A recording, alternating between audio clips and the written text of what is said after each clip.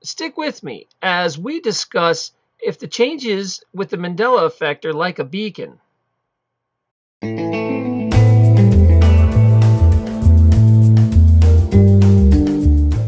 We talked about the other night on one of the live chats I had that I feel like the changes might be some sort of beacon because it just doesn't sit right. And to illustrate my point, I have these little lighthouses. Check them out in a bottle. I know I feel like a little old lady, right? That I should be offering you hard candy. Like, look at my tchotchkes of lighthouses. Anyway, so I put a picture of a lighthouse because to me it's kind of like a beacon, and that's what I think some of these changes are. I'm using the word beacon because I can't really think of a better example, and I keep going back to lighthouses just because I like lighthouses. Like, this is Assateague, and I'm very attracted to Assateague's lighthouse. I don't know why. I've been there a bunch as a kid, and here's some pictures I have of Assateague. And of course this one's Tybee Island. Also is the one on the thumbnail. So I feel like a lighthouse is a good example because it's something to help people find their way.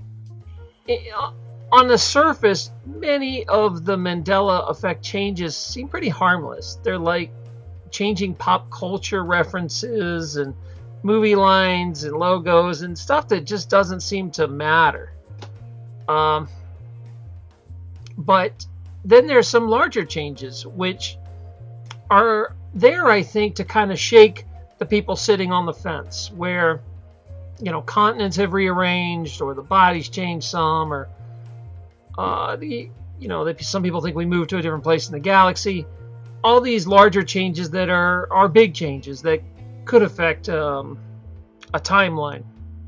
My opinion is that the Mandela Effect's a positive thing. After you get through the first week of shock or two, you start feeling much better and much more positive if you choose to go that direction. There are some people that they find out the Mandela Effect and they go the other way. They go negative and they scare the heck out of themselves by, all they're doing is studying CERN or evil forces that do it. And not that stuff might not be true, but that's not going to be my experience with it. I want to stay positive because even if bad things occur, it's how you react to it. And I'm choosing to go the good direction because it's a pretty helpless position to be in if you focus on all the negative stuff. And it will eventually lead you into a terrible state of fear where you're just scared of everything and you shut down and get depressed. And you can see that with just about anything across the board. If you study conspiracy theory too much, you'll get sad and depressed, and it's hard to break out of that cycle. So I'm not trying to downplay anything like that.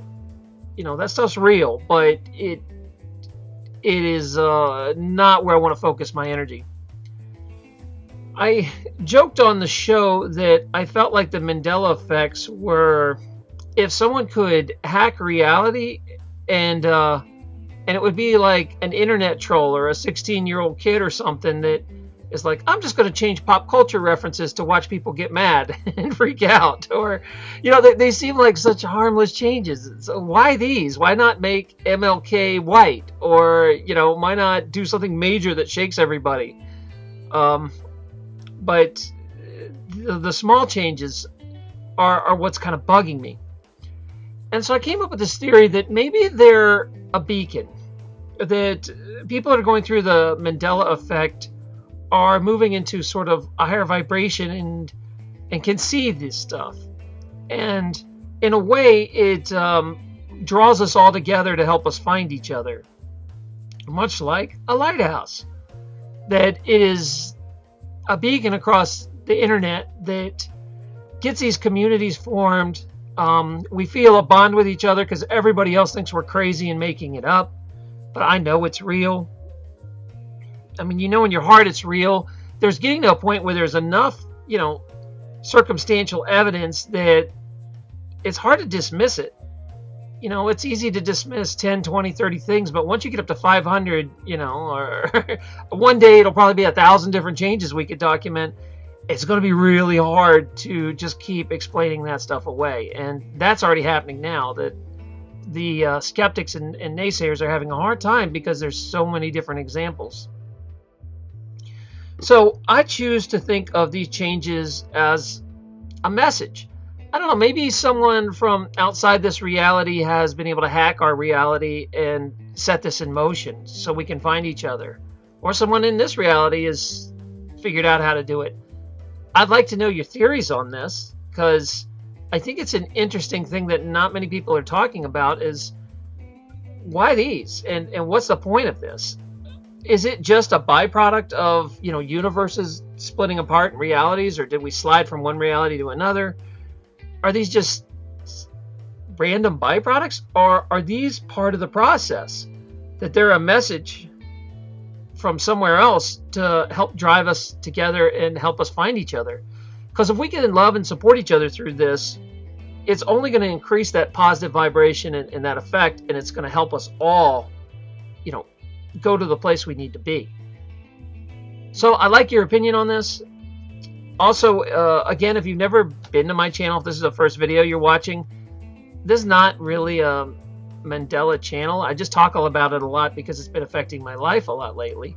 But I have lots of other stories, tons of stories, like 7 years of stories if you just go back. So please surf around, take a look at those. If you're just here for the Mandela stuff, I'll keep making it. And we are kind of probably going to do another live chat because that went really well. So the community needs some sort of place we can all get together every few weeks. So be on the lookout for another chat, and I'll try to bring some more guests on about that. If you missed that, you can find the archive on my page. One last thing is, if you really want to support me, you can check out my website. It's TaranLupo.com. Over there, I have some private and unlisted videos, mainly about farming and how to brew, how to make mead. But they're popular videos.